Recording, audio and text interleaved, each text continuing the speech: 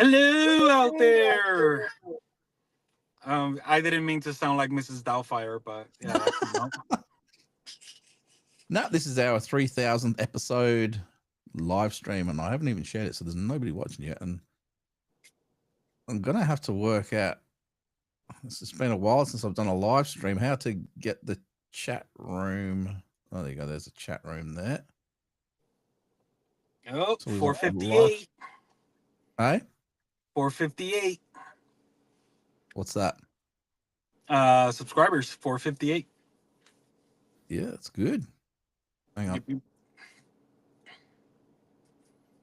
I can't remember how to share live.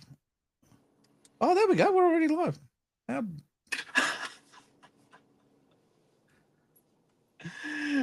Hello. Hi. If you are watching this, if you jump into, I hope this is working. If you jump into our YouTube channel, there should hopefully be a chat window there somewhere that you can message us on. I'm trying to bring it all up now just so I can see if it's working or not. And the messages should hopefully come through. Oh, I'm logged in on a different account. That's why it's not. I'm logged in on my Static Echoes account. So I better switch to the Shadow Files one because we're on the Shadow Files tonight. So, oh, it looks like there's 4 people watching from somewhere. I don't know where, but let's see. MJ never fails. What's going on? Hey, MJ. I did send that email. MJ actually got in contact with me the other day. So I know her real name now. And was telling us about a place where she was talking to him about the podcast and everything. And she was saying that they might be interested in us going out. So I've reached out. I haven't heard back from them yet. But she said she was missing the live. So, MJ, this one is just for you. There you go. There you go. Just for you. And sorry for the background. I'm homeless. Yeah. But at least we know, I'm assuming you're chatting from the YouTube. Let's have a look. Yeah. I'm using one of my phones. Hang on, I'm getting feedback now. I've got to turn that down. There we go. Yeah, they're talking from there. So I haven't put a post up in the private page, but we're already chatting in the private page anyway. So people, I'm sure, will find it at some point. So,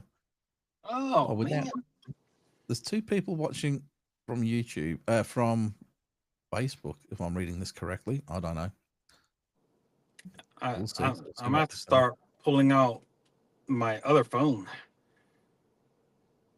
Why? I have 2 phones going right now. So, feeling, yeah.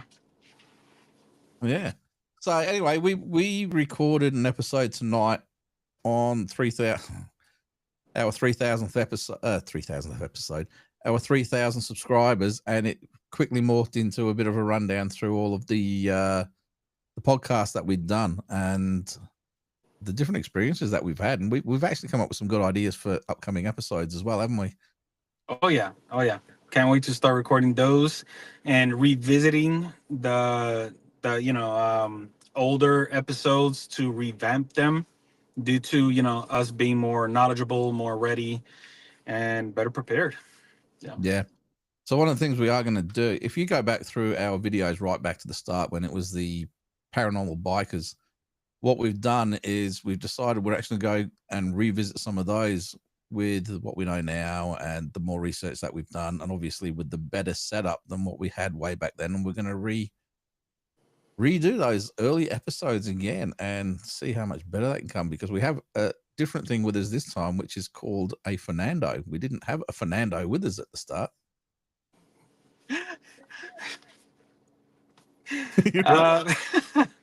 Yeah, for sure. I can't wait to hit up the, I have gone back to the catalogs so far back that I saw the one with the person that, that you guys had the GI, not the cool one. The GHI, not the cool one. Oh, yeah. Sorry. but yeah, it was, we started mentioning all of our guests that we've had, and it's amazing since I've been with you guys. Everybody that we have come across: Barry Fitzgerald, Ray Doherty, Ben Hansen. It's like it's wild. It's Mm, wild. yep. Yeah. So it's been an amazing journey. And my Friday mornings, as always, are very, I my Fridays go by very, very happy, very positive. All right, so we're putting it out there. I think it's only MJ that's in the chat at the moment, but hopefully other people will pop in once they realize that we are live. What's one of your favorite episodes, MJ? I'm not going to say your real name, but I'll stick with MJ. What's one of your favorite episodes? I know I got mine, and She asked me a question. I so since this is the first time we're doing a live and I'm using my phone, I was hoping that it would be popping up, but it doesn't do that on the phone.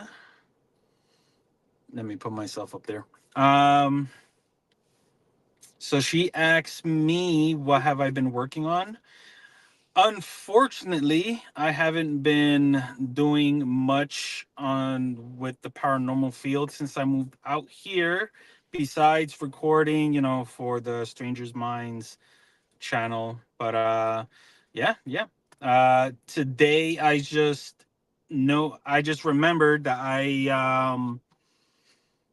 I scheduled the video to come out today, which was a older video. I just updated it, and it was with a awesome EVP session that I had in Kings Park Psychiatric Center. So yeah, yeah, that's pretty much it. Unfortunately. very cool. Very cool. And everybody knows. Actually, there's a video that I'm going to put up on the WAPA page, hopefully over the weekend, about what we were out and about last weekend, and I've got a REM pod which I actually was beginning to think didn't work. I mean, when I was putting my hand down there, it was beeping and stuff, but I didn't think it was working for what it was supposed to do. But last weekend, it actually started going off. So the fact that I didn't think it worked tells me that it was probably more legitimate rather than it just going off every 5 minutes. You know what I mean? Yeah, And we yeah. had a pretty good investigation session last weekend. So I'll put some of the video up for that, and I might even put it on this channel as well. We'll see how much of it I can get together and see how we go, because it wasn't probably the best recording. It was on my old night vision camera, and it was a very cold night, so we had a lot of things dying, a lot of batteries dying on us, and I shouldn't be saying that when we were investigating a cemetery, but That's interesting. That's interesting on its own. We know that is also a sign of paranormal activity. Also, Well, I'll tell you what, right? This same place, the best experience I had when we were there. Now, MJ's asking, we went to the old Pioneer Cemetery in Rockingham. Now, anybody who knows that knows there's a train line that runs at the back of it. And what happened was, it was a particularly cold night, and we were doing our investigation and everything. This was back with the original core team. This was a long time ago. And we were, something was not quite right. And I can't describe what was actually going on, but we started seeing this mist or a fog coming in. And it's one of those low lying ones, it wasn't sort of, it was below head height, but it was coming in, and it was coming in from the train tracks. Now, the weird thing about this is the train tracks are a little bit sort of level, but a little bit lower. Now, as it comes in, it started coming in across the cemetery, right? We were actually watching it, and I had my camera on the tripod, and you could actually see the mist coming past, or the fog coming past. It was going uphill. Fog usually falls downhill. It doesn't usually travel uphill. There was no wind this night. it was coming in at a rate of speed and it came uphill. As soon as it started coming uphill, we heard the noise of a train. Okay, this is interesting. Now, when it went through, and I had the camera going, so I had this all on film. I can't find the film now. I know part of it is on one of the videos somewhere that I've got on one of my channels. This train went through. It was an old steam locomotive, right? With probably 10 carriages behind it. These carriages were all passenger carriages with lights on. I have this all on video. This line was never a passenger line. It's always been a goods line. And it came during the fog. And then as soon as, I can't remember which went first, whether the train disappeared first and then the fog dissipated, or whether it was the other way around, but it was almost tied to the fog. You said you have video of the steam locomotive. Is the steam locomotive used in Australia, or is that normal? No.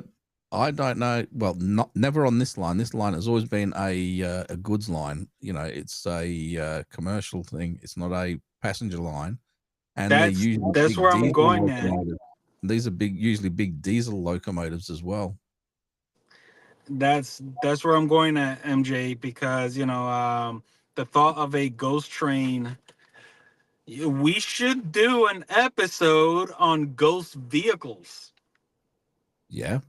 Ghost ships, ghost trains, ghost cars. Oh yeah. And the way things are going now, they're going to have those ghost scooters, those stupid things that those motorized scooters that everybody's on. They seem to be killing people left, right, and center. So. Oh man. Oh yeah. That sounds like a cool episode to record for sure. She's asking if that episode is posted. If that video has been posted. MJ's gone, we do have a steam locomotive in Dwelling Up. Yes, Lynn and I have actually been on that one for one of those theatre night things where you get on the train. It goes fucking ridiculously slow. And it goes in a straight line. Well, it goes to the end of the track, then it turns around and it goes back the other freaking way, right? And it's cool. But I was put on the outside because the carriages weren't that wide. So I was on the seat in the middle near where the people walk through. Every time somebody walked through, I was getting bloody hipped and shouldered and smashed and banged. And the food that came out, because I was so excited because it was a 5-course meal and it was like this whole show and mystery murder kind of thing going on. I go, there's one, there's two, there's three. I reckon all five courses wouldn't have even equaled up to a freaking Big Mac meal. So It was a good experience. But you get put at this table with people you don't even know, and as soon as I started telling them about I'm a ghost hunter and stuff, they were like, "Can we get off this table?" Brilliant. I loved it. I'm a paranormal investigator. Yeah. So you got me curious. In Australia, how much is a Big Mac meal? Oh, sheesh. I couldn't tell you a Big Mac meal because it's been that long since I've had one. But I had, and I regretted it, but I had a quarter pounder meal today for lunch, and I think that was about $17. Dollars? Yeah, for a large double quarter pounder meal. From McDonald's? Yeah. God damn. You got to remember, this is Australian dollars, not American dollars. Okay. Because MJ just said about 12, 14. Okay. Sounds about that's the same for over a small meal. Then when you got to pay for the upgrade if you want the large chips and the large drink, or the large fries and the large drink. So 17 would be how much? 17 would be How much in here, U.S.? About half thereabouts. I'll put you in the right. So what's that? About $8, $9, something like that. Damn. Okay, that's pretty good price because the Big Mac alone would be like 8, but the whole meal would be like 12 to 14. I would say. What, US? Yeah. All right, you guys are getting ripped. That would have been like, yeah, we wouldn't be going at that price.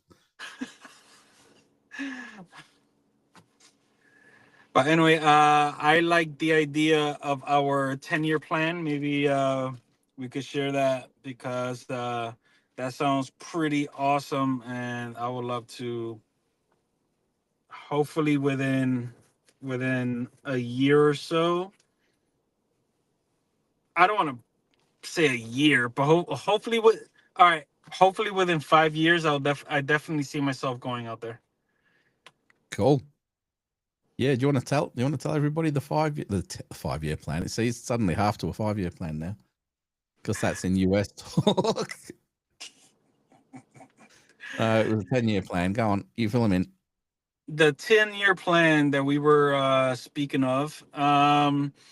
So we basically made a pact, us three, including Jeremy, um, that I would go out there so we could visit amazing locations that has been visited prior by the West Australian by WAPA paranormal researchers. Yeah, And you guys will be coming out here so I could take you to locations out here also. yeah. The Queen Mary, Alcatraz. Probably go there and home invade Amityville. And while we're in the area, we might as well go down to Rhode Island and go into the bloody Conjuring House as well. We could definitely make And all that happen. I'm not going to say in the Luna. day because Queen Mary is in California, if I'm not mistaken, and that's Yep. on the west side. Yes. Rhode Island, The Conjuring, Amityville, Yes. On the east. I know. Easter State. Yeah. Geez, basically Alcatraz is on the west. That's definitely on my bucket list. And Alcatraz, that's out there. And a trip down to Roswell, New Mexico. Geez, And that's really down south. While we're down near your way, we might as well kick it out to the Bermuda Triangle. That also, geez, that's a lot of traveling. I'm talking about the plane rides. Yeah, but if we're coming to America, man, we're doing it properly. Hey, that sounds awesome. Hold on. Did Ed and Lorraine's house sell again? I don't know. I don't know anything about it.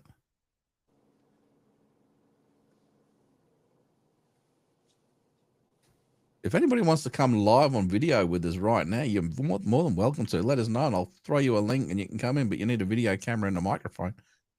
Let us know. Or just a phone, because I'm just using my phone right now. Yeah. Skinwalker Ranch.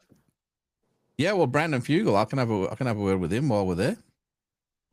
No, jeez, that'd be cool. But that's Utah, so that's Salt Lake City. So that's, and then obviously we've got to do Nevada. We've got to get up to Area 51 because one of our big plans, and I'm saying it right now, is we're going to take a table and chairs and my portable podcast setup, and we're going to drive up to the freaking gates of Area 51, plant that little seat down and table, obviously, and we're going to set up and we're going to record with a little camera on a tripod. We're going to record a podcast from the gates because we'll have extra lighting behind us, which is going to be kindly put on by the American government.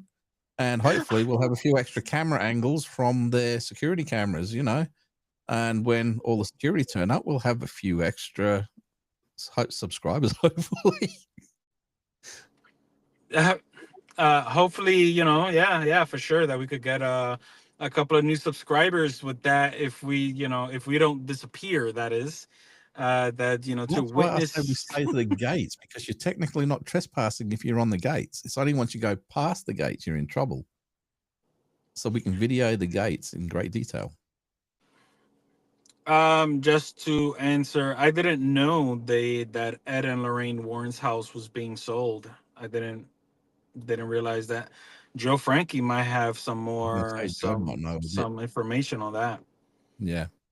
I know he's pretty busy throughout, I say, this month due to his travels right now, because he's doing a couple of speakings, public speakings. I actually think he's in for a dental appointment today as well. Mm, mm, And I was waiting on that. So I think that's what it was anyway. okay, Saw him talk about it. sounds good. Oh, have a barbie. I thought she was saying, I have a Barbie. No, have a Barbie. As in a barbecue, not Barbie the doll. Sorry. Oh, barbecue. Yes, barbecue. Oh, Area 51. That, hell yeah, sure. Be here too, and just smash together a couple of ribs, burgers. But the gates, I don't think there are gates to Roswell. I don't think you just drive into Roswell, but gates of Area 51, definitely. Ah, that sounds like a plan. Shout out. We'll do a shout out. For anybody who's got Netflix, there's that train wreck thing I was telling you about, the poop cruise. I'm telling you about that last week. Well, there's a new train wreck one out now, it's a two-parter all about the storm Area 51. Remember that happened a couple of years ago? Yeah. And about how much crap that teenager's in now, or the young bloke that actually posted it, and it all built up and everything. And that's quite interesting. I did fall asleep. I didn't watch the end of it, but it was quite interesting. That. So, I did fall asleep. Well, I did. I don't know what happened. I had to ask Lynn what happened at the end. She goes, he got in trouble. They started suing him because apparently they ended up turning it into like a festival with bands and all this sort of stuff. And he pocketed all the freaking money and did a runner. What? Yeah.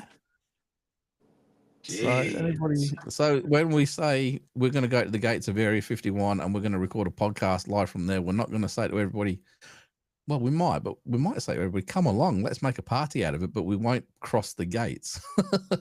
We won't cross the threshold. But we will put a welcome out and an invitation to the aliens in Area 51. If you want to pop over this side of the gate, pop over the fence, we'll throw you a free sausage. Hey, yeah. Plus some beer cans, and yeah, for sure. That'll be extremely scary if that was to actually happen. Extremely scary. There's a bunch of alien folk just sitting next to you. I mean, just think about your mindset. Let's just imagine if that was real. What if that was to actually happen? What would be your mindset? I hope the cameras are recording. Get it on film, man. Of course. Aside from that, but how would you feel that you're sitting next to the green alien, the gray aliens, or green, or whatever color they are? The gray aliens. That'd be interesting. Did you hear that? Did you actually, while we're talking about aliens and things like that, did you hear about I can't remember which president it was now, but the one that had the meeting with I don't know if it was Eisenhower. It might have been Eisenhower. And they had supposedly had a meeting with the aliens, and I think it was the ones that they call the Nordics, the tall blonde ones.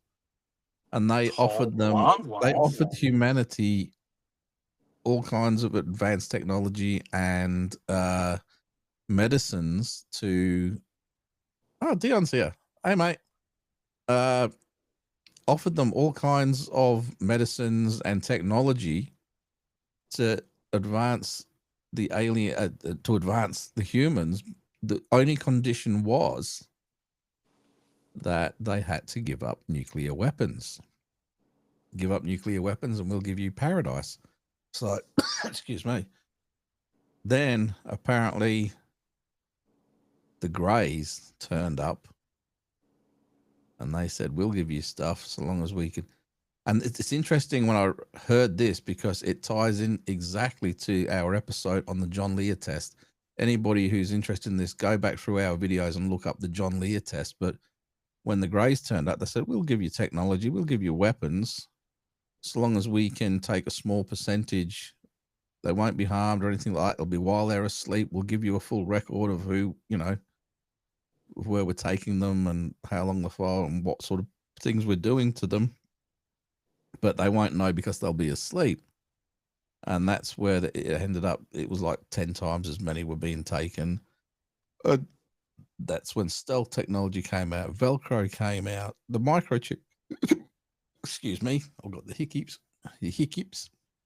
All these different things came out after this so-called meeting. Now we're having what they reckon now, and this ties into the USO, the unidentified submersible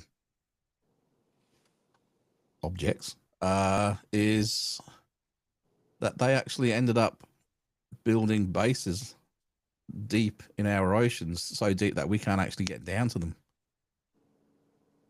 So we don't know what the hell's going on, and we couldn't do anything about it even if we wanted to, because even if we were to drop depth charges or torpedoes or whatever you want to send down there, they're that deep that the pressure would crush them long before they got to where they were supposed to get to. So they're basically untouchable down there. And it makes you wonder how much of, like I said, everybody, if you are watching this, go and watch our episode on the John Lear test, because it's just scroll back through our videos and you'll find it. A lot of what was said in that tape to Art Bell is actually now becoming real. I don't know if Fernando's still there because he's frozen. Are you there, mate? Uh-oh. We've lost Fernando. I'm here talking all by myself. So, yeah, anyway, anybody who hasn't seen that, hopefully Fernando will pop back in a minute. Keep our fingers crossed. Hey, Barry, how are you, mate? Oh, no, he's dropped off. You just got me by myself. Hopefully he comes back in. Keep our fingers crossed. So, oh, there you go. Look at this. Ooh, wide space. You can see all of, I mean, I can see it. I don't know if it's coming up for you guys yet. Oh, there you go. See. Hopefully Fernando comes back in a minute, but sorry, I'm marveling at my studio setup. Where's he gone? Hang on, let's see if I can find him. I don't know what's going on. This was a very short episode, if that's the case. Oh, his phone's overheated. This is what happens when you're homeless.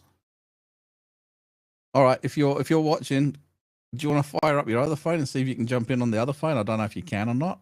Otherwise, this will be a very short live stream indeed. But we did record an episode earlier tonight. And again, it's all to do with reaching 3,000 members in the WAPA page. So lots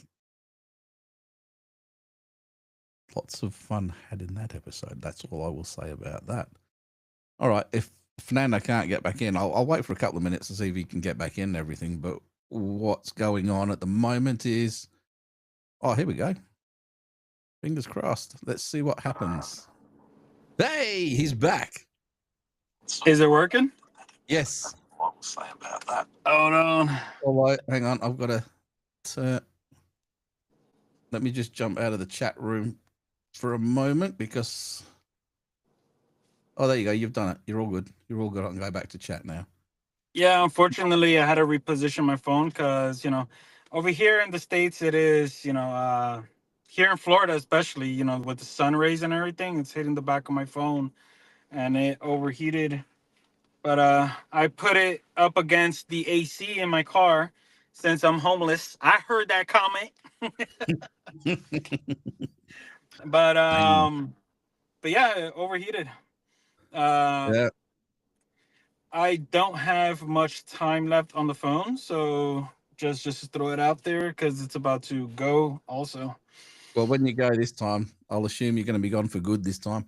But I was just about to say to the guys that on we've got a couple of episodes coming out on the Shadow Files. Obviously, we're still recording every week, and I'm still recording for Static Echoes. Now, I've got probably 3 or 4 episodes already scheduled, and next week's is one you do not want to miss, and that's an interview with a man who I know is watching this video at the moment, but it's an interview with a man who is a truck driver, and he has had some major encounters in the Pilliga region of New South Wales, and is one you do not want to miss. That's a good. that's Close next to 2 week, right? hours. That's next week. It's close to a 2-hour episode, and I was telling you about it. I was telling Fernando about it off air, and I said I can't say anything more. I said you've got to watch it. You've got to watch it, and you've got to listen to it because It is damn, some of the so stuff. freaking interesting. I cannot wait. Mm, I cannot wait. And when I drive off to to work, I put on the Static Echoes, just to listen to, and it's a pretty good. It's very interesting, because obviously there's a big difference between watching the Shadow Files and then just you doing what you're doing. You can even do exercise and just hear the whole podcast. hmm It's very something to look into. Well, that's one of the reasons why I decided to do that, because what I found was I would be listening to our podcasts here while I was at work. But the problem is, as soon as you turn the screen off, the video stops because it's YouTube. So I thought I want to do one for audio. So I wanted to make sure it comes up on Spotify, on iHeartRadio, and all the affiliated ones that they come out with. The only one I haven't been able to get to yet is Apple, whatever they're called, Apple Podcast, and that's because they're a pain in the ass to get set up. Unless you've got an iPad or something like that, it's almost impossible to set that shit up. But anyway, Ah, I've got a few good ones that have come out now. The idea behind that is I want to do interviews still on that, but I also want to do those little stories that I do where I get right up to the microphone and I talk into it. I don't have to worry about people watching me because I just Gary. want to sound good. Put on that sexy voice.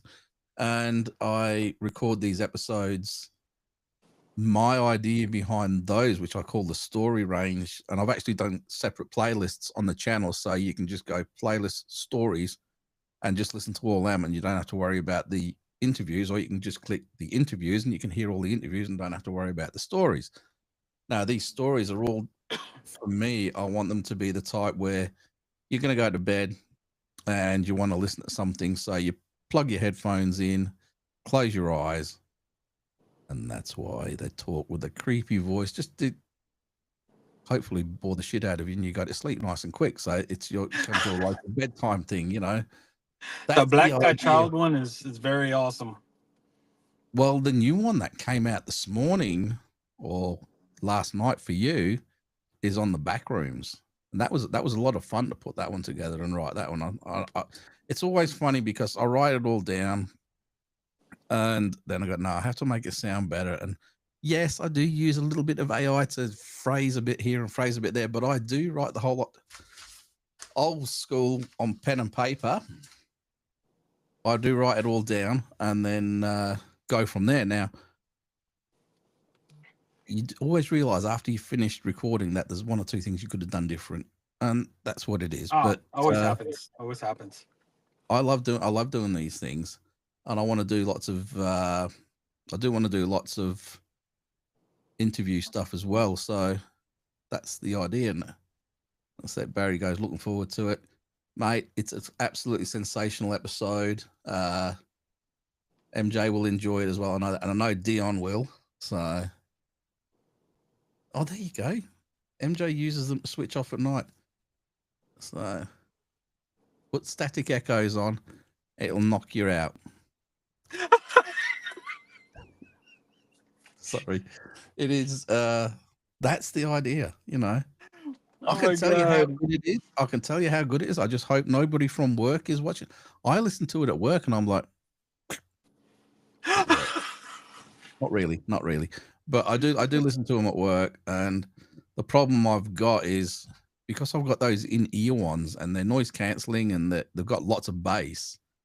So when you get that deep voice, it's like, oh, that sounds good. I'm gonna listen. Yeah. And then somebody comes up behind you, taps you on your shoulder, you fucking shit yourself. You absolutely. Oh, sorry. You. So. Oh man, I mean, I use it to drive to work, and it's You. very interesting. Very good, very good. Even the episode that we was talking about with me, basically. By the way, I love the thumbnail. Which thumbnail are you talking about? The one, the static that echoes with Strangers Minds with me. What did I do? I can't even remember what I did. Are you using AI to create thumbnails? No. No, I Google it and I Photoshop and stuff like that. I did use AI for that cartoon thing of me. I did use AI Oh for that. yeah, I noticed it. That one, yeah. The one that Jeremy did. You guys have to teach me how to do that because that's so dope. That's really cool. Hang on. No, I haven't got them here, but there's bits of paper. You're not seeing my floor. You are not seeing my floor, man. There's paper all over it. What Like I an can show office. you is we've got a paranormal, not paranormal. We've got a medieval festival coming up, and I made my own leather braces. So for anybody, there you go. You keep 3 on doing the mil. pirate thing. I don't know why I do that. See, I've even got the high pitched voice going now. Got to get back to that deep low voice. And Oh man. yeah, so there's lots going on, and that's part of the reason why I want to do that. The Static Echoes thing is so that it's primarily aimed at the Spotify, the iHeartRadio, the people that listen and don't watch. So if you're going on a walk, you can listen to it. If you're driving in your car, you can put a playlist in and go with it. But I will be doing videos, as you know, that Yowie investigation that we did. There's a video for that that's gone up. The investigation that we did last weekend down at the Pioneer Cemetery where we had the REM pod activating. I'll put that up. So, yeah. All right. Yeah, Barry, I made those. I'm actually working on the big Viking battle belt at the moment. So you'll see photos when it all goes up. I was showing Fernando. I've got the old face makeup shit down there. Not that I'm a girl or anything, and I'm not a drag queen, but doing the Floki style Viking makeup, or sorry, war paint. Oh man. You know what was really bad? We went to the shops today, and I said I need one of the soft brushes because I don't want to scratch my eyes out putting it on. And Lynn goes, Gary wants makeup brushes. Over at the shops. Oh, honestly, if I was there with you, I would have made fun of that comment also. Yeah. Are you sure you want the small ones with the thin lining so you could like really get the eyelash? No, so yeah, so we've got this medieval festival coming up in a few weeks. That's what they're all about, Barry. And I was originally going to go with full body armor and everything, but I just didn't have the money to get that much leather. So I'll probably that will come, but I've got this big Viking battle belt coming up, and I've done this Mjolnir design to go in the middle of the belt, and the dragon scales to match in with that. So when they're all done, you'll see it all put together. But yeah, speaking of which, while we're down there, we've actually got a haunted barn that we're staying in the middle of nowhere. So we've got a couple of nights down there, and yeah, man. Barn, I think is it 20 acres or 25 acres or something like that. so we can just Was- wander. And for anybody who's interested, it is in that area where the Yowies have been heard. So Jesus. Jason Heel, who is one of the Australian Yowie researchers who's over here at the moment, he was actually investigating in the same area where we were, where we captured that footage that I showed you, which is on the Static Echoes channel. He's down there, and he's plotted on a map every sighting and all the different bits and pieces, and he's actually plotted based on time frames. I'm looking at myself here doing this, and then there's another screen over here going like that, so it's like all over the place. But anyway, he's put me freaking hands down. He has plotted all of the hey, look at that, I've just put something up there and I didn't even do it. Apparently AI is getting annoyed with me doing me handy things. That sounded wrong. I was just epic. Hey, look what I did. Yeah, anyway, he plotted them all out, and pretty much exactly where we're staying is right through the middle of what I'm going to call Yowie Alley, which is where they sort of coming up, like working their way across into WA, and they're sort of coming up this area, and they're in and around the Jarrahdale area at the moment, Jarrahdale Serpentine-ish kind of area, and potentially as far north as the Glen Forest and everything. So we're going to be down there. So I'm thinking might have to take the cameras down and the audio recorders down, and Oh, come on. we'll go there the first night. So I can't do much the first night, but then we're doing the whole day at the medieval festival. They're doing the burning of the dragon later on. Yes, Fernando is homeless. What? Dion said, "Oh you no, really these homeless? are just the car chronicles." Yes, we're starting up a new series called the Car Chronicles. Oh my god. No, just joking. My house is full of people right now. The kids are in summer vacation. My studio is being overrun right now, so I can't really record inside my house. But yeah, so we started the Car Chronicles. So next week we're all in our cars. Yeah. Definitely you should consider doing a Car Chronicle once. But I hope in 2 weeks I'll be good in my studio. 2 weeks. Yeah, but this has been fun. I'm just chilling. Beautiful view of the outside and AC car vehicle, and just having a blast my Friday mornings as always. Really, what you're saying is I need to paint the gutters. I need to take the leaves out of the gutters. I've got to do this, do that. You're working out what you need to do around the house. I mean, thankfully, I'm on top of everything. So this weekend, I'm just planning to do a one-on-one and do hopefully explore something while my son is still here before he goes back to New York. Yeah, no, that'd be cool. Yes, MJ, we have, and it's really good out there. There's definitely some weirdness afoot. Oh, there you go. I answered that before she even said it. How cool is that?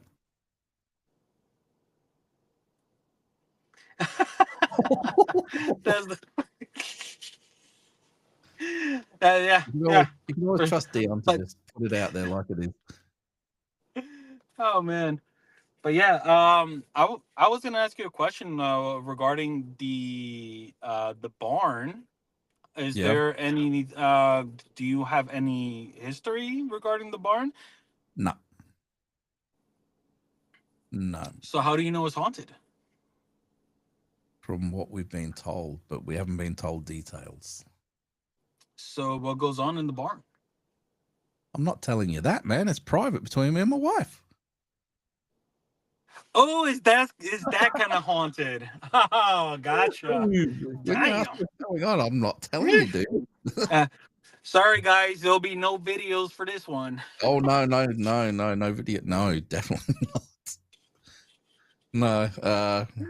The video will be separate. But yeah, I The might do videos will be separate. I might You record mean some- for OnlyFans?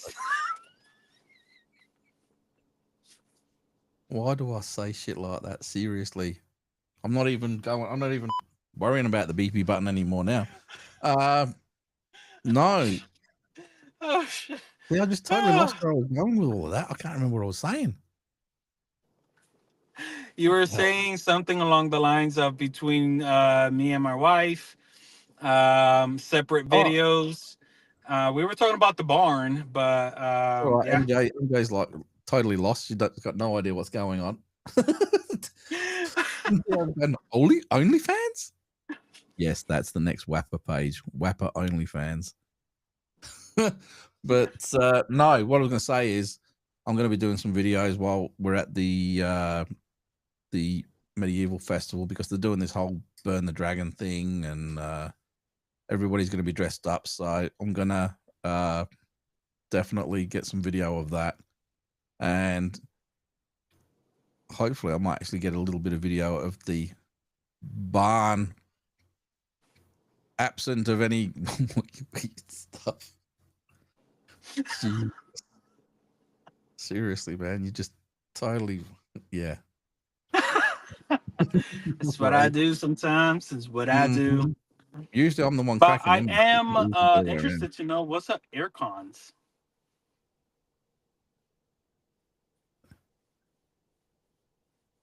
Air conditioning instead of fans. Oh, air conditioning. Wakey, wakey. No. I mean, because you're absolutely right. You know, instead of OnlyFans, air conditioning. Yeah. That one like almost blew off my hat. Yeah, for sure. We don't want to know what it's blowing off. Anyway, that's on you. That's on you. Yeah. So anyway, what we did when we recorded tonight, we did a bit of a flashback down memory lane of WAPR and everything, a bit of the history and some of the locations that we've been to. And then we sort of talked about some of the podcasts that we've done and some of the people that we've interviewed. And it's going to be a good episode. So I might actually see how I go. I might even possibly put that one out early. I'll see. But obviously with having 2 podcasts to edit as well as living a life, you know what I mean? We'll see how quick I can get it all put together. But yeah. Because hitting that 3,000 mark definitely it is a milestone, that's for sure. And it took us back talking about everything what we've done, how I started with you guys, off the parking lot roof of a Home Depot inside my car. Oh, and we've lost him again. I wonder if that's it this time. I wonder if he's actually died or if he's just going to come back. So let's see if it turns back to me again. If it does, we might call this one shortly. But yeah, for anybody who is still watching, I don't know how many people are out there watching at the moment. I think it's about 5 or 6 people. If you've got any ideas on what you want us to talk about, please put them in the chat or send them to us as a message, because we want to hear what people want us to be talking about so that we can actually do it. And we will record on his phone's dead. He's gone. But look at that awesome picture of him right there. Come on, everybody, say hello before it disappears. He's doing sort of dance move. Yes, he's a bit of a ghost, is our Fernando, because he's just killed 2 phones in 1 episode. There you go. If he'd have actually been smart, he would have just plugged it in, unless it's overheated. But yeah, so we want to hear from you guys what episodes you really do want to hear about, what topics you want to hear about, and what guests you might want on as well, because what we're going to do is we want to step it all up. And as I was saying earlier, I've got these microphones, which are all ready for taking on the road with us. We did a test last weekend, but we picked the loudest road to set up in front of, and while the audio was still all right, it was probably unusable. I might put it together in a little video and stuff like that, just so you guys can see what it looks like. But those green microphones, I've got two. I've got two of those, and as I was saying earlier to the guys, we went to IKEA last weekend or the weekend before, and I had no plans of buying anything because I hate that place. But I came out with this big bar table and bar stools, which is the perfect setup for doing podcasts outside. So, as well as just being in this room, and I just realized I forgot to turn my TARDIS lights on. I'm terrible, aren't I? But yeah, so we're going to start doing a few. Jeremy will come down and we'll just sit around the table and chat. And I've got a number of different microphone stands set up. And we'll be able to change it all up. We'll be able to do some from in the lounge, some from outside, some from wherever. And that's what we want to do. So we want to start giving you guys lots of different styles, but all the same sort of subject matter, you know, all the creepy, weird stuff. And what I would suggest that you do is, there you go, Fernando, everybody's saying goodbye to you. If you get one of your phones charged, just let us know and I'll bring you back in, but see how you go. Anyway, yeah, we want to do all these different sorts of episodes and we want people to be more interactive. So if I was to, like with what we're doing tonight, if anybody want to comes in on video with us and chat to us, I can bring you in. And I'd love for that sort of thing to happen. You know, I can't bring you in as audio. You have to come in as video. But the screen will just split up. We could have 4 or 5 people in, possibly more. I'm not sure what the limit is. And I'd love to have you guys join us for that sort of thing as well. We have done episodes in the past, which is actually funny enough, where we first met Fernando, where the whole thing was just audio. And he came in as a phone call back when my setup actually worked to do that. I'm having a few issues with doing that at the moment. I'm not sure what's going on. Some of the updates have sort of stuffed that around, but obviously you can see where that ended up. You know, he came on just as a guest and he ended up being part of the show permanently. So who knows? You could be the next Fernando. If you want to join in. We would love that.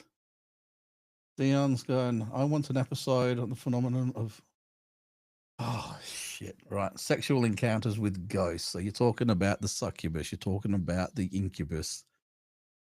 Yeah. I don't know where we'd get, I don't know where we'll get people to interview for that kind of thing, but I don't know who would actually own up to that, you know. But yeah, it could be interesting. All right. I shall add that to the list. I have my very cool, see that's my, what do you call it? Steampunk pen. Solid brass. It weighs a bloody ton. Incubus. I'm writing it down. Succubus. Dion. All right. That one's going to be credited to Dion when we do that one. So there you go.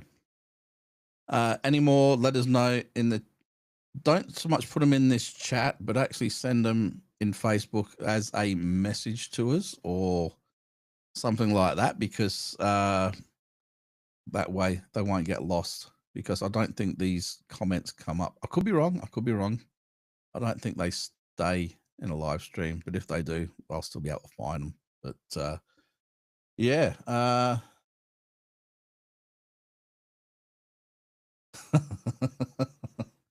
Dion's just gonna, it's going to be interesting to see how you go pulling this one off without getting banned. Well, there's going to be a lot. And, you know, you just see what happens from there.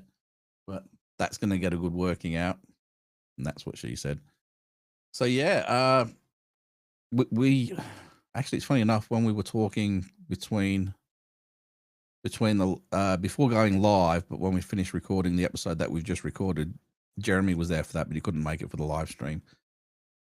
we've got a couple of corkers that we're recording next week that we've already got, and I'm not going to tell you what they are because one of them is redoing one that we did way back at the start, and the other one is a completely new one. And in all honesty, I don't think it's actually been covered by a podcast before. I could be wrong, but Jeremy got very, very, very excited when this one came up, and he started looking into it. He's got, oh, it just keeps going and keeps going. So you've got to wait and see what happens about that. So they're probably going to be 2 or 3 weeks away, those ones.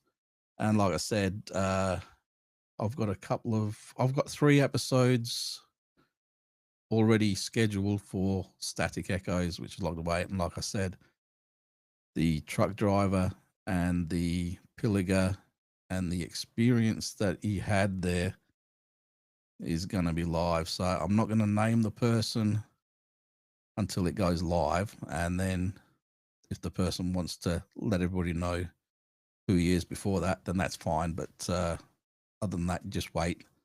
And you're going to be blown away with some of the stories and some of the experience that he's had. So I definitely think we'll be having him back on again at some point to see what else is going on and what else wasn't brought up in that first interview. So stay tuned for that. But there's lots and lots going on. And it's really hard talking when there's only one person here. You know, it's always good when somebody else is talking as well. But I came on not knowing what we were going to record, but just because it's the 3,000 people on the WAPA page, we had to go live. We couldn't not reach a milestone like that and not go live. So it's only going to be a short one. Barry, tell us who he is. Name and shame this guy. Do you reckon I should? If you reckon I should name and shame this guy, let me know in the chat and I will name and shame this guy right now. Well, once you let me know. So just let me know. I need to see what happens after this one from Barry. If anybody says yes, then we will go from there. So I'm just going to wait for you guys now. Yeah.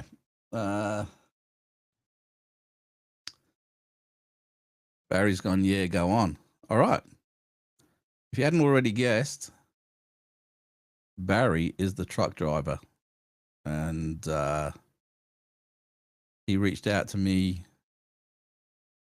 a few weeks ago now, and he was telling me about what happened. Now, we had a good conversation that we didn't record. We spoke on a Friday evening, and it was probably a good hour. And I just said, dude, we have to stop right now. I said, because we need to record this. And then I scheduled him in, and we recorded. And he actually said to me then, he goes, well, I'm not going to say everything until we're recording. He said, because there's a lot more to it. And holy shit, yes, there is a lot to it. And some of the experiences that he's had, like I said, you're just going to have to tune in and you're just going to have to listen. And what I might do is get him back in again later on, maybe even on a live. We might have to come up with, because I know he doesn't really want to come on video. So we might have to come up with a little image to put up where his camera is, but you'll be able to hear him talk. And then you'll be able to speak with him live. This is if Barry's keen on this. And you can ask him questions as we are going. And see what happens from there. Because when it's more interactive, you get to ask the questions that you want to ask. And then you're going to get the answers. So that sounds like a good idea. Now, Barry, if you're really keen on that, we can make that happen over the next few weeks. Just let me know and we'll get going. There we go. Okay, so that's it. Barry said yes. So we will set that up and you guys can start getting your questions ready because that will be a very interesting show. The Barry. MJ. Barry came up with this funny little thing when we were setting it all up. He goes, This is going to be the Barry and Gary show. So I might have to come up with a little, this is the Barry and Gary show. And we're talking about the Yowies. And let me just stop there. It's not just the Yowies. If you guys want to do a bit of research on what happens out at the Pilliga, what kind of experiences people are having out at the Pilliga, you will find that it's not just Yowie stuff out there. You're talking the Min lights are spotted out there, strange lights up in the sky, strange cryptids, the black cats, obviously the Yowie. And yeah, you'll be absolutely enthralled when you hear what Barry has to say. That's all I can say. It's absolutely well worth it. So what we'll do, that one's coming out on the Static Echoes episode next week. So after that, I'll schedule with Barry for a Friday night, and we'll come in live in here. So we'll do our live stream, and if you all come into the chat room, you'll be able to ask him questions about some of his experiences, and you'll get it straight from his own mouth exactly what happened, because he doesn't mess around. He tells you exactly as it is, you know. And yeah, it's it's mind blowing. That's all I can say. So you have to tune in. Yes, the Pilliga Princess. I've heard about that. Looked into that. There's a lot of different things. So we might even ask you about that when you come on. So we will do another episode. I don't think we've actually done an episode on the Pilliga on the Shadow Files one. So we'll make that a live stream. We'll make that a live stream on the Pilliga. And we can bring Barry in and he can tell us all about it. So start getting your questions ready for him. Anyway, I think you're probably all bored to death with just hearing me talking all by myself. So I might do a little runner now and leave you all to relax. Now, if you're not sick of hearing my voice, jump on over to the Static Echoes channel after you finished here and play the last episode that I did on the back rooms. So on that one, you need to be lying down in bed, lights out, get right in the mood. No, not that kind of mood. No, don't be naughty. To listen to some cool stories. Okay. What's this? It's funny, you know, there are a lot of things I think about before you say it. Yes. Yeah, we're all guilty of that. Well, Barry's gonna know he's not bored. I don't know what else I can talk about. You know, I could tell you about some of the things that have happened down in Albany or different places like that. Now, okay, we'll go for another 10 minutes or so, I guess. When I first started the team up back 2008, 2009, there was only 3 of us initially, and then that grew, and we ended up going to some places that generally aren't on the map as being publicly known about, being haunted and stuff like that. We ended up down in Albany, and we were blown away by some of the evidence that we'd captured. Now, if you go back through the Shadow Files and you go right back to when we were called the Paranormal Bikers, I think like the 3rd or the 4th episode is one. It's it's like a little trailer for our Albany adventure. Now, what happened on that investigation blew everybody away to the point where I couldn't really put the full video up. I left enough just to entice you, but I never ended up putting the whole video together purely because there was a lot of personal stuff for a lot of people. I'm talking about, I don't know if you want to say channeled or possessed, but there was a very dominant spirit down there that was actually causing a lot of issues.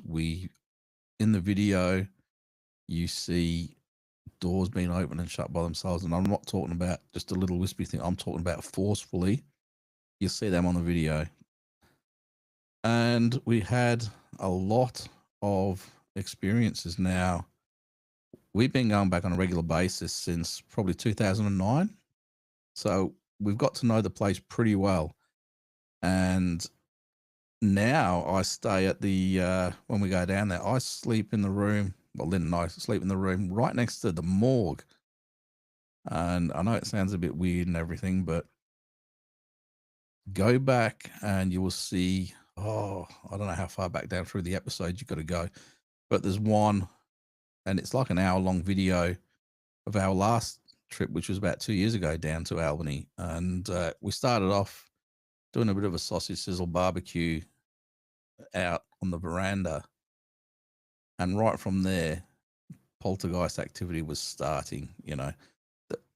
Being up front with everybody, there was the slightest of a breeze, but it wasn't enough to even blow a piece of paper off the table. That's how light it was. And then when stuff started happening, this thing got flung across, and we actually captured some of it on video. But the biggest one happened when we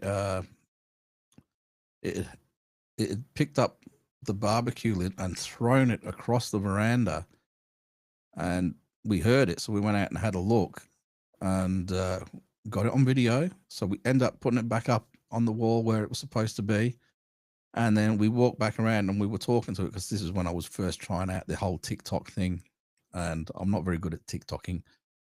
But as we walked around the bend, we heard this almighty smash, and that was it. We were back. It scared the shit out of us, you know. So we were back around the corner, and then this thing was right over the other side of the veranda. Now, this is all on the video. You'll see it, and you see our reactions to it. And from there, things started getting more active, more and more active. We had doors burst open on us, caught on video. We had many other things. Now, later in the evening, or it might have even been the second night, I can't remember which, because we were there for the whole weekend. On the second night, Lynn and I, we were, I know it sounds wrong, but we were doing a session in the morgue. Not that kind of a session. Get your minds out of the gutter, people. It was a EVP type session. So we had all the stuff out on the slab to the morgue. So we had like the cat balls out. We had, I had a mini theremin set up, which is like a REM pod type setup, and a few other things all going at K2s and things like that. And we got a little bit of K2 activity and a few other things happening, which is EMF for anybody who doesn't know what a K2 is, electromagnetic frequencies. And we were getting stuff coming through on the spirit box, and some of the things tied in very much to Jay, being that Jay's ex-military and everything. And there was a lot of stuff to do with that.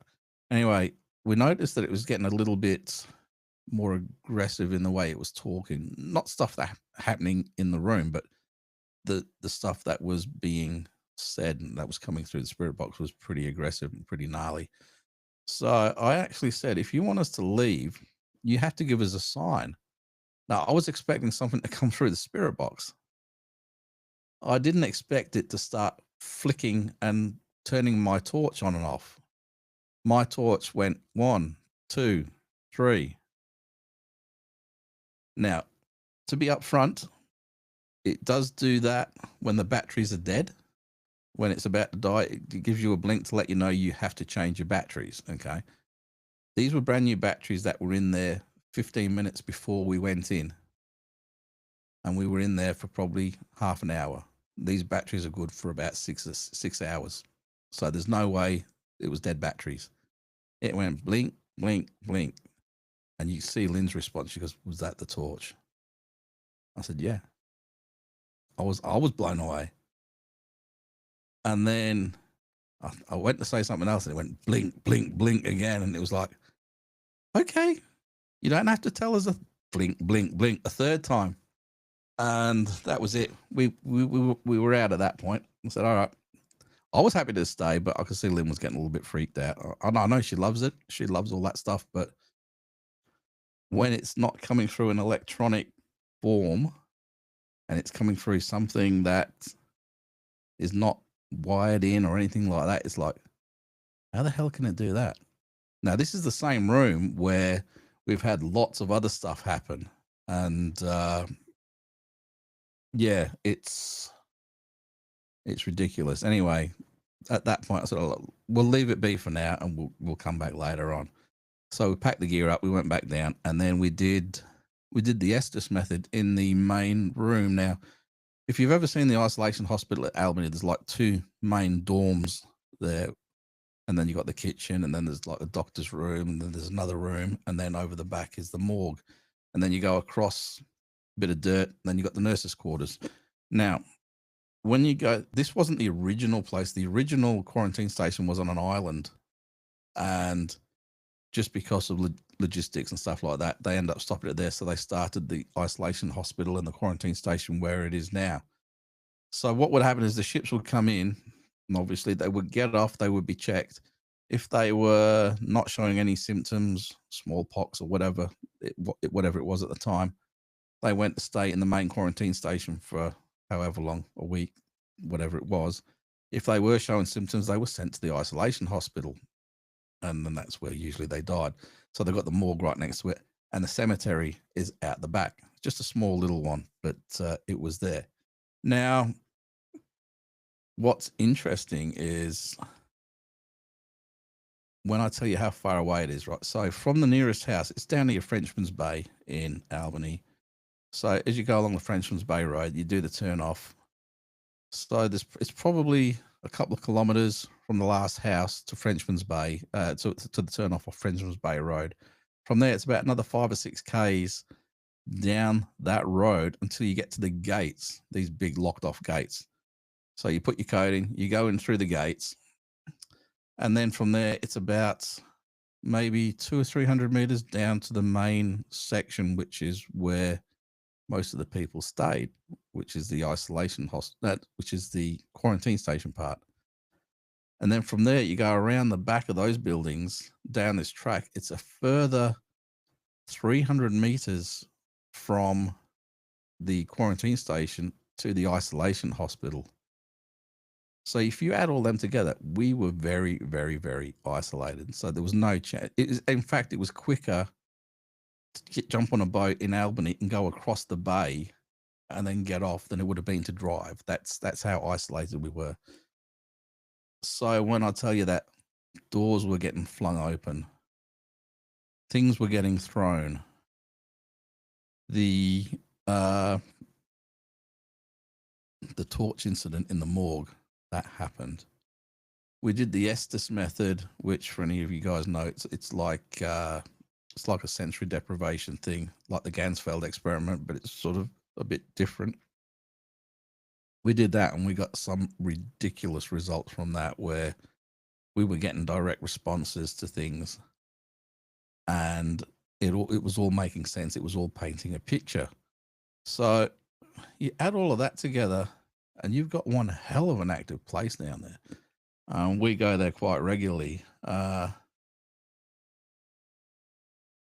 Yes, Lynn does have stories, but she might share them when she comes on, but it's not something that she usually talks about. She likes to keep a lot of it to herself, especially because of where she works and things like that. So, hang on, is this the scariest experience you had? If not, what was? No, it wasn't the scariest experience I've had, but I don't know if scariest is the word for it, but let's just go with scariest just for the sake of it. The scariest thing was in the exact same location, and it was the first time. I think it was the first time, or was it the second time? I can't remember. The first or the second time that we were down there. And what had happened was we were with the old group. Now, the plan was the girls were all going to stay in the nurses' quarters, and then there was 3 guys. We were going to stay in the isolation hospital. I was going to stay in room A. Brad was going to stay in room B, and Anthony was going to stay in room C. That's all I'm going to say about that. Now, I crashed, and I didn't want to record myself sleeping because I snored. I don't anymore because I use CPAP and everything now, but I did snore a lot. So I said, yeah, that is not going. Hey, Mark, long time no see. How are you, mate? I didn't want to have actual video proof of how loud I snored. because I did start to record for a little bit, and I said it's not that bad. Then I heard it get really bad, and so I turned it off because I didn't want to hear that anymore. But about 3:30 in the morning, I can only describe as something not woke me, but stirred me. There was something very weird going on. And have you ever had it where the room's pitch black, but you notice something blacker than the black in the corner of the room, and it started to manifest? It started to fill itself out and to become, it started off as a little blob, and then it became a full person-sized thing. And I was like, what the absolute was this? And that's when I noticed all the hairs on my arms are already starting to stand up just thinking about it again.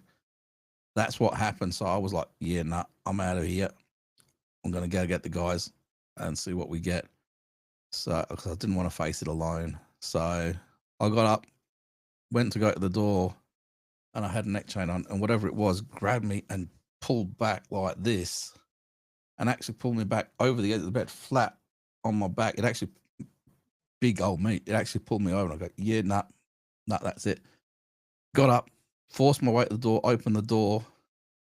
Now this is into the outside. A broom came flying at me, bounced off here.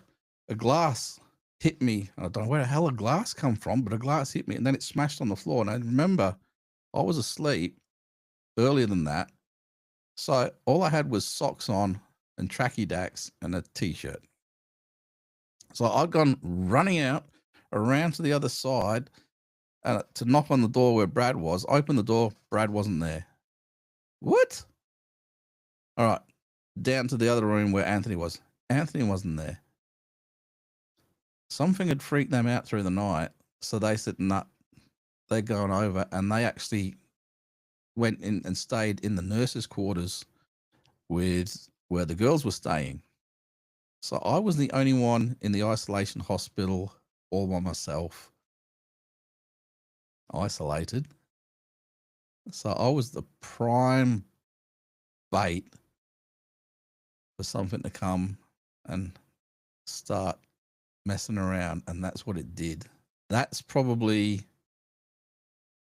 like I said, I wouldn't say scared, but startled. Yes, it definitely got my adrenaline going to the point where I was actually shaking. I ran across and started smashing on the door because they bloody locked the door. And I remember how isolated this place is. There's no reason why they had to lock the door, but they did. And I had to just calm down and relax. Is that the station in Albany? No, it's a different place. I'll let you know. I'll let you know off air where it was. Anyway, from there, calm down. And then I went back and spent the rest of the night in that room. Nothing happened for the rest of the night. But yeah, that affected me. That did affect me. It's the only time I've actually physically been attacked by something that you can't see. The scary thing about that is if it's a person that's attacking you, you've got something that you can hit back. They're solid, they're physical. But when something can grab you, pull you around like a rag doll, you can't see them, you can't hear them, you certainly can't feel them other than feel that, but you can't touch them, you can't punch them. That's like somebody's cheating at the whole game. You know, you can't see me, you can't hear me, you can't touch me, but I can do whatever I want to you. That is truly scary. That is really scary because you can't do a damn thing, you know, when it happens. And when it gets to that point, all the training, everything that you do, it just goes to shit because, you know, you're dealing with something. So that's probably if you want to use the word scary, that's the scariest thing that's happened to me. Now, there was another time, and this wasn't really scary, but I'd arranged with local government people in the city of Perth to get access to a historical Perth building, which has now been fully re-renovated and it's open for business now. So you can't get into this place anymore for that kind of thing. Now, this was a quarter of a city block big, this building, 4 stories up, 2 stories below ground. So 6 floors by a quarter of a city block to investigate. Now, I had to finish work early because he wasn't going to stay back to let me in.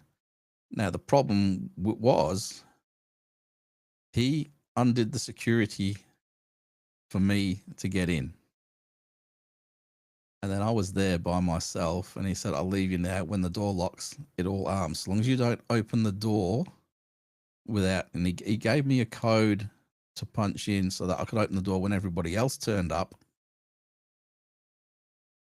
But he left me to it, and the whole outside of the building was armed. So I had a quarter of a city block by 6 floors, all by myself, a haunted quarter of a city block by 6 floors, all to myself for about 3 hours, 3 to 4 hours. So I thought, I'm going to go invest. I'm going to go exploring. I'm going to go investigating. So I was going down this big corridor. Now, this building's well over 100 years old, and there's a lot of history to it. I'm not going to name the building. And I walked past this room, and there's this big smash. I'm talking about a massive smash. And I shit myself then because I'm the only person in the building. So I go running in there. What did I get? There was nothing there. It was a completely closed off room. There was no windows there. There was no doors there. There was nothing there that could make a big bang. So what made a big bloody bang? I was looking to see if there was any secret panels or anything stupid like that. You know, the Scooby-Doo coming out at me. And there was nothing there. So that absolutely, because I had nobody to share it with, I was just by myself. It was like, all right, yeah, cool. They're already playing. And I'd gone searching around the whole thing. Now, there was staircases that went up 3 or 4 stories. And this is probably part of the reason why they don't let people in, is because there was no balustrade up half of it. And it's like 4 or 5 floors down. So if you'd gone too far to the side, and remember, there's all just emergency lighting. There's no actual lights. So it's emergency lighting or light that's coming in through the windows. And I'm going up and I'm searching around. And I couldn't even tell you what floor. I think it was like the 2nd or the 3rd floor. Going through all these rooms. There's rooms leading to different rooms. And it was freaking brilliant. I love this place. And then I came across this whole room where all the walls were lined with timber. And they were absolutely sensational. It was a really nice looking room. It was in good nick. The carpet was a bit mildewy and a bit stained. And there was a big pentagram burnt into it. And it was turned up at the corners. So I've lifted it back. And there were sigils and other things underneath the carpet. And it's like, all right, these guys know what they're doing. I'm not going to tell you about the sigils or anything like that, but these aren't kids. This was a proper freaking satanic ritual that was happening here. I'm still in the building all by myself, and I'm like, all right, what the heck have they unleashed? Now, there are rooms that go down underneath. There's like the catacombs underneath that. That's just a word that I use since we investigated the old Supreme Court. And this is very close to that. And yeah, it was very freaky.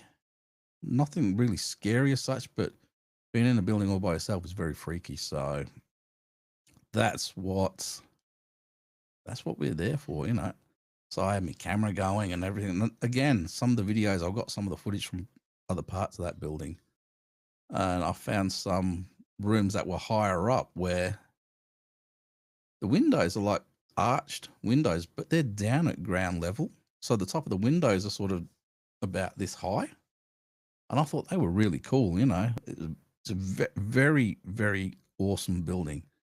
And being in there all by myself those few hours was a very daunting thing.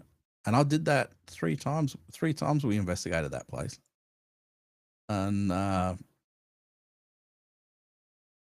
when everybody rolled up, I had to let them all in. And then I let them all wander, and there were certain parts where they wouldn't go. Now, you know what the interesting part about all of this? We never found that wooden room again. We went searching. I said, there's a room here that's got a pentagram on the floor. I said, and there's sigils underneath the carpet. We never found that room again. I went through the whole front of the building, which is where it was, every floor, through every door, and not one door led to that room. So I don't know what you make of that. Is that multiverse theory? We've kicked into a strange room that was there in a different incarnation of Earth, a different, an alternate reality. I don't know. Is it one that magically appears and disappears? I don't know. But that absolutely scared the bejesus out of me that I couldn't find that room ever again. And the amount of time that I spent in there, I was probably in there for a good 40 minutes because it sort of intrigued me. So I definitely know it was there. I've never seen it ever again. Never, ever again. In the other couple of times that we went there afterwards, never saw it again. And it was not my imagination, I can tell you that. So I don't know. And you can't get there now. So the building is now open. There's like fancy coffee places on the bottom floor, and it's like hotel rooms, and there's and there are what you might call it. What's the word for it? Businesses and stuff set up in there now. So getting up there to find where it was, and I actually asked the guy when we went back, because when we left, he didn't come back. Once we left, he told me a code to punch in, pull the door to. He goes, and then it was armed, and we couldn't get back in, so we had to make sure everything was out before that. And when I met up with him the next time to go in, I asked him about the wooden room, and the look he gave me, he said, "You've seen the wooden room?" I said, "Yeah." I said, "What was it?" He goes, "It doesn't exist." Because there is no wooden room. He goes, "But people have reported a wooden room." And that, again, there you go. There goes the hairs on my arm standing up. I know, because I spent a lot of time in that wooden room. And it still blows me away now that he's going, no, there's no wooden room in there.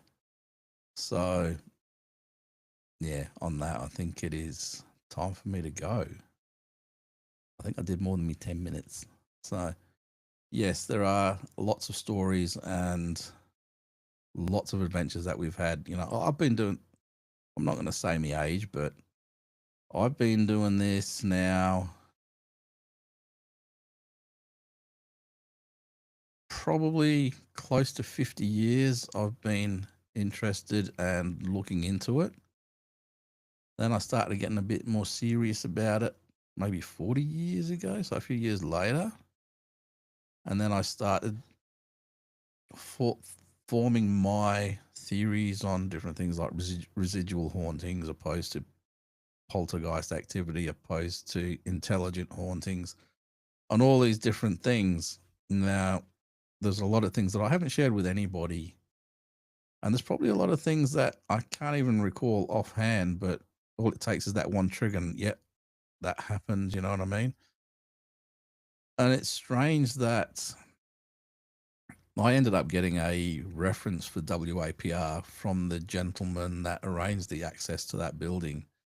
And he tried to get us into one of the most notorious buildings here in Western Australia, and that, or complexes, and that is the old Swanbourne Psychiatric Hospital. Unfortunately, about 3 months before I made contact with this guy, he had the keys to the entire Swanbourne Psychiatric Hospital. And he said, I would have totally given you guys access to the whole building. He said, because there was one time when he was in there. Now, he's a stone cold skeptic, this guy. And he had to go in there to make sure that nobody had broken in. And this was a long while ago. I mean, we've been in there a few times, but I can't talk about that. But he would walk to one end of the building, check every room. So it was up, it's a building on the western side. And when he was coming back down the hall, he was on the first floor. He said there was something behind him. He just checked every room and he knew there was nobody there. But he started hearing footsteps behind him. And remember, as he shut these doors, it's pitch black. He's got a torch. And this is like 3 o'clock in the afternoon, 4 o'clock in the afternoon. And he could hear footsteps. When he stopped, they stopped. His skeptical self said, it's an echo. But as he went to move like that, he heard, he didn't even do one step and he heard 3 footsteps. That's not an echo. Something was behind him. So he started walking again and it started walking. But he said the pace of these steps was faster than him. So he said it was catching him up. They were getting louder. And he went, yeah. Hang on, let me get here a sec. He went, yeah. And he started to run. As he started to run, he heard the doors behind him. And he said it was getting closer. He said he almost jumped down the stairs. Now, the stairs sort of go down around the landing and then down the other side. So it's like a C-shaped thing. And he said he almost jumped them all down the landing. Sorry, I've got a bit of a beard thing in my hair and my mouth. He pretty much jumped the whole thing down the landing in one go and then turned around the other side, boom, down. And he said he barreled out the door. He actually couldn't stop. He fell as he went out the front door and skidded and scuffed all of his legs up and everything. And as he got up, he goes, he went to go lock the door and the door just went, get out. And it slammed the door on him and he just went, lock, and he didn't go back in there. That was the last time he went in that building. He goes, I would have given you access to that. So why didn't we meet you 3 bloody months ago? You know, and that's why he led us into the other building, which will remain nameless because it's open for business now. And yeah, how would you go with something like that? So that place is ridiculous. So, hang on, what's this? A little bit of catch up on everything. So much for this. Oh, Barry, mate, I've got so many stories, but like I said, I just don't remember them all. Anyway, I am going to have to go now. So just think about that, being chased out. And then as you turn around, the door gets slammed in your face, basically. And it's like, F you, you're not coming back in. So anyway, on that, thank you to everybody for making this an awesome night and reaching 3,000 subscribers. I wish I had 3,000 subscribers. 3,000 in the WAPA page. And thank you for staying with me and chatting with me. Thank you for Jeremy for when we were recording before we came into the live stream. Thank you for Fernando who came in, who burnt out 2 phones trying to keep in the chat. And thank you for you guys for staying with me and encouraging me to keep talking when I'm all by myself. So we have some awesome stuff coming up. Like I said, an interview with Barry next weekend, which is definitely worth listening. So there's nearly 2 hours worth of that one. So get ready to hear that because some of those stories will put the hairs up on the back of your neck. I can guarantee you that.